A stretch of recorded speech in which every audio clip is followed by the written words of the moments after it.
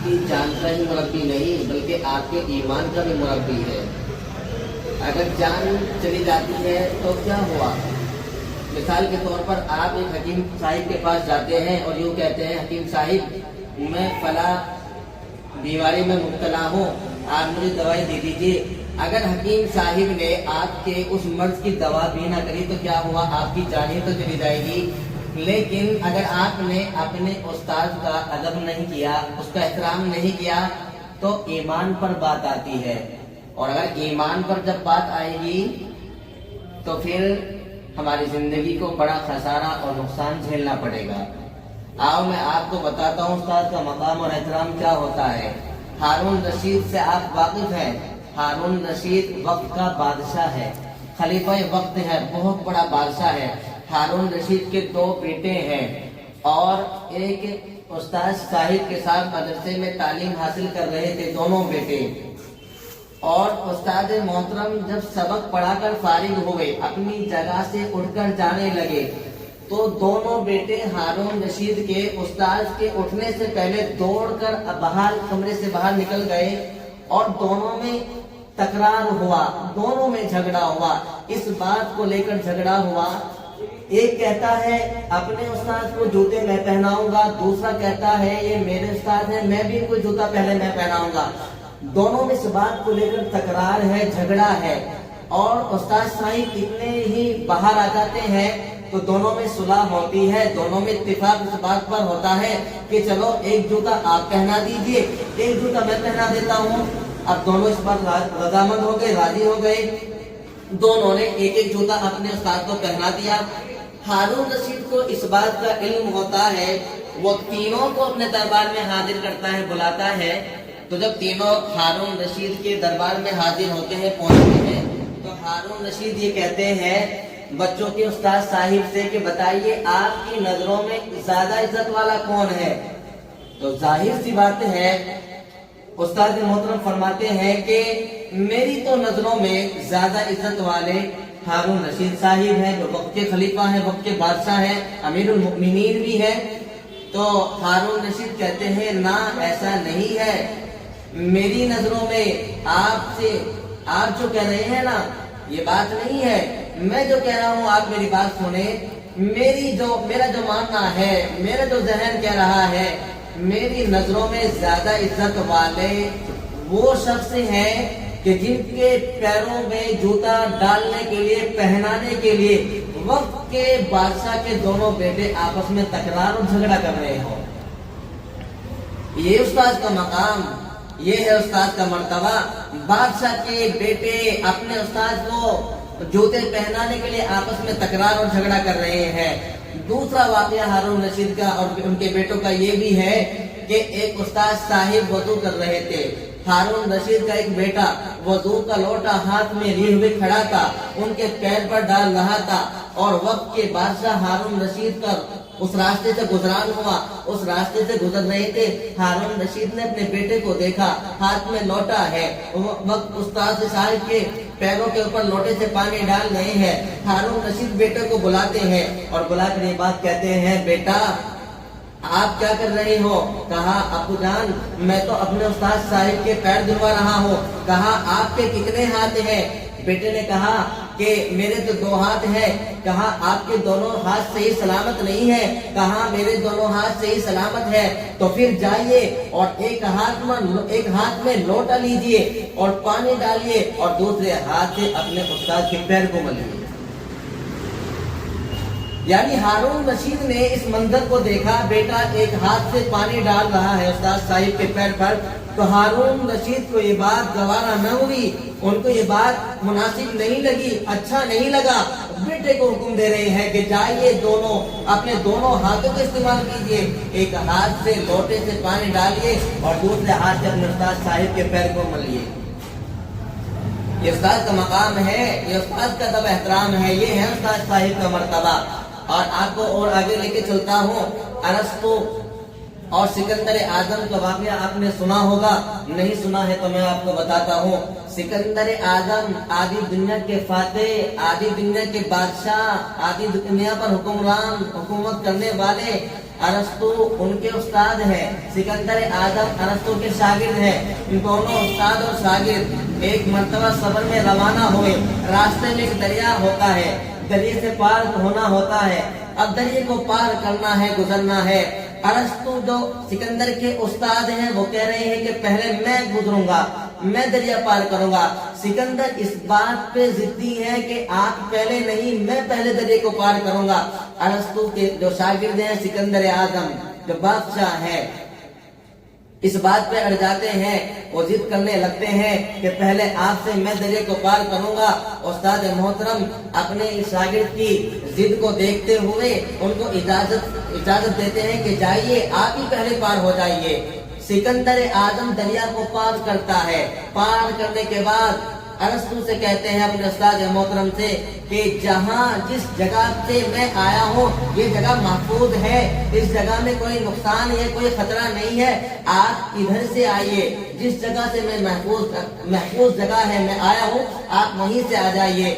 जब अरस्तु उस जगह से गुजरते हैं, वहाँ सही सलामत पहुँचते हैं। अरस्तु कहते हैं सिकंदर तूने इतना बड़ा कदम पहले क्यों उठाया? हो सकता था शायद तुम्हारी जान चली जाती, दरिया के अंदर डूब कर मर जाते तो फिर क्या होता? तो आप सुनिए सिकंदर का जवाब सुनिए। सिकंदर कहते हैं अपने उस्ताद साहिब से, अरस्तु से कहते हैं कि मेरे उस्ताद मोहतरम अगर अरस्तु मर जाते इस दरिया से पार होते हुए पहले, तो सिकंदर आजम एक अरस्तु भी पैदा न कर पाता। लेकिन अगर अल्लाह आपको महफूज रखे, सिकंदर आजम दरिया को पार करते हुए गुजर जाता, तो अरस्तु एक नहीं, दो नहीं, 20 नहीं, 50 नहीं, 100 नहीं, हजारों सिकंदर आजम पैदा कर सकता है। ये थी उस्ताद की काबिलियत, ये था उस्ताद का मकाम और मर्तबा के वक्त के बादशाह भी उनकी एहतराम और इज्जत किया करते थे। थोड़ा सा आगे आपको और लेकर चलता हूँ। एक उस्ताद साहिब हैं, उनका एक शागिर्द है। उस्ताद साहिब से इल्म सीखने के बाद रास्ते में जा रहे थे, घर रवाना हो रहे थे। रास्ते में उनका एक जूता टूट जाता है। वो एक मोची के पास जाते हैं और कहते हैं मोची साहिब आप मेरा जूता सिल दीजिए, मेरे जूते को ठीक कर दीजिए, मेरे पास पैसे नहीं है, इसके बदले में मैं आपको हदीस की एक बात बता दूंगा, एक मसला दिन का समझा दूंगा। मोची कहता है कि जाओ बच्चे जा, मुझे मसला नहीं सीखना है, मुझे तो पैसे चाहिए इस्लाम के बदले में, वो आपके पास है नहीं तो मैं आपके जूता नहीं सीऊंगा। वो बच्चा वापस आता है, उस्ताद साहिब से इस वाक़े को बताता है।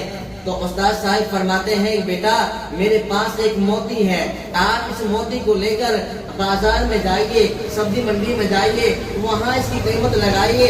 वो बच्चा उस मोती को लेकर बाजार जाता है, उसकी कीमत लगवाने के लिए सब्जी वाला जो सब्जी फरोश है, बेचने वाला है, उसके पास जाता है और यूँ कहता है कि आप इस मोती को रख लीजिए और इसकी कीमत अदा कर दीजिए।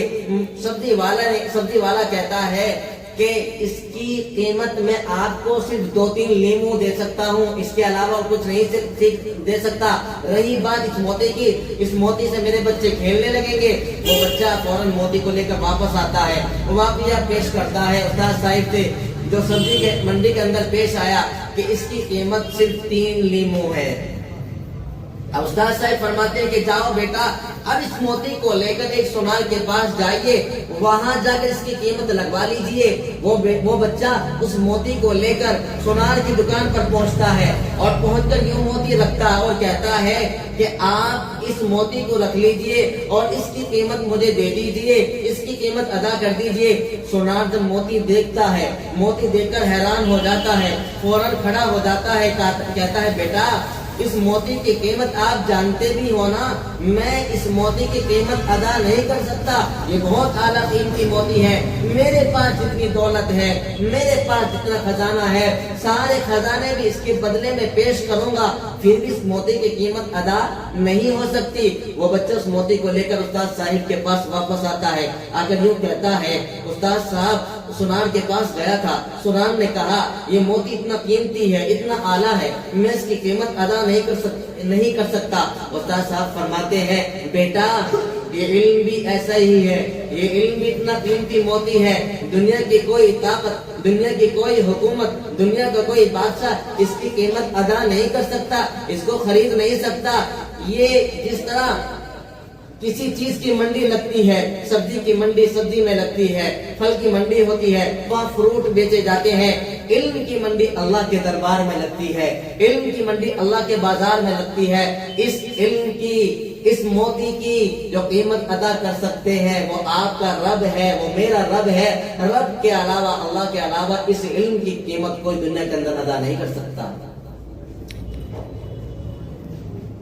امام اعظم ابو حنیفہ رحمۃ اللہ علیہ کا نام سنا ہوگا، اتنے بڑے امام گزرے ہیں، اور امام اعظم ابو حنیفہ رحمۃ اللہ علیہ اپنے اساتذہ کرام کے احترام میں، ان کے اساتذہ جب دنیا سے رخصت ہو گئے، دنیا سے چلے گئے، امام جب بھی اور اس سے پہلے بھی امام اعظم ابو حنیفہ رحمۃ اللہ علیہ جب سویا کرتے تھے تو جس طرف امام اعظم ابو حنیفہ کے استاد صاحب کا گھر ہوتا تھا، امام صاحب کبھی اس طرف اپنے پیر کر کے نہیں سویا کرتے تھے کہ میرے استاد صاحب کا گھر ادھر ہے، ادھر پیر نہ ہو جائے، کہیں ان کے گھر ان کی بے ادبی نہ ہو جائے۔ یہ ہوتا ہے استاد کا مقام۔ استاد ایک پھول ہوتا ہے، ایک باغیچہ ہوتا ہے، اور شاگرد جب اس کی خدمت کرتا ہے، اس کی بات مانتا ہے، اس کی باتوں پر عمل کرتا ہے، اس سے محبت الفت کرتا ہے، تو پھر وہ اس باغیچے سے خوشبو، وہ مہک سے، ایک مہک ہوتی ہے، اس سے وہ خوشبو اٹھاتا ہے، اس سے فائدہ اٹھاتا ہے۔ استاد سیڑھی ہوتی ہے، اور جب بچہ استاد کی باتوں کو مانتا ہے تو اس سیڑھی پر چڑھ کر منزل تک پہنچ جاتا ہے۔ علامہ اقبال نے فرمایا ہے، نوازوں سے نہ کتابوں سے علم آتا ہے، اپنے استادوں کی نگاہوں سے۔ مطلب کیا ہے اس کا؟ ظاہر سی بات ہے، آپ نے سوچا ہوگا کہ استادوں کی، بڑوں کی نگاہوں سے علم کیسے آ جائے گا؟ بڑے جب بات بولتے ہیں، بڑے جب بات کرتے ہیں، ان کی باتوں کو غور سے سننا، ان کی باتوں کو محبت سے سننا، دل میں عقیدت کے ساتھ سننا، یہ ہے وہ بات، یہ ہے شعر کا مطلب۔ آپ جس جگہ علم حاصل کرتے ہیں، اس استاد کا ادب فرض ہے، اس جگہ کا ادب فرض ہے، جس آپ ڈیسک پر کتاب رکھ کر پڑھتے ہو، اس ڈیسک کا آپ پر ادب فرض ہے۔ یہاں تک کہ جس جگہ آپ بیٹھ کر علم حاصل کرتے ہو، اس جگہ کا بھی آپ پر ادب فرض ہے۔ آپ کے اندر جب یہ چیز پیدا ہو جائے گی تو انشاءاللہ آپ دنیا کے اندر ایک سورج کی طرح چمکیں گے، چاند کی طرح چمکیں گے، ستاروں کی طرح چمکیں گے۔ دنیا تمہارے قدم چومے گی، دنیا تمہارا استقبال کرے گی، تمہیں لبیک کہے گی۔ تو علم کے لیے علم سیکھنا ہے، سکھانا بھی ہے۔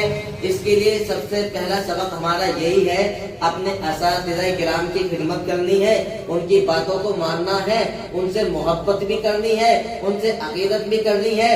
ہاں، اگر کوئی بات ناگوار ان کی لگ رہی ہو تو اس میں ہم اس چیز سے ان سے مل کر بات کر سکتے ہیں، پھر بھی محبت کے دائرے میں، ادب کے دائرے میں۔ استاد ہوتا ہے وہ کیسا بھی ہو۔ حکیم صاحب کے پاس آپ دوا لینے جائیں گے تو حکیم صاحب چاہے خود سگریٹ پیتے ہوں، لیکن اگر آپ پھیپھڑے کے مریض ہیں ان کے پاس جائیں گے تو سب سے پہلا آپ کو کہیں گے، بیٹا سگریٹ مت پینا، بیڑی مت پینا، یہ آپ کے پھیپھڑے کو خراب کر دے گی۔ تو ہمیں حکیم صاحب جو خود سگریٹ پی رہے ہیں اس عمل کو نہیں لینا ہے، اس بات کو نہیں لینا ہے۔ وہ جو ہمیں دوا دے رہے ہیں، وہ جو ہمیں نصیحت کر رہے ہیں، ہمیں تو اس بات کو لینا ہے، اس پر عمل کرنا ہے۔ اللہ تعالیٰ مجھے بھی اور آپ کو بھی عمل کرنے کی توفیق عطا فرمائے۔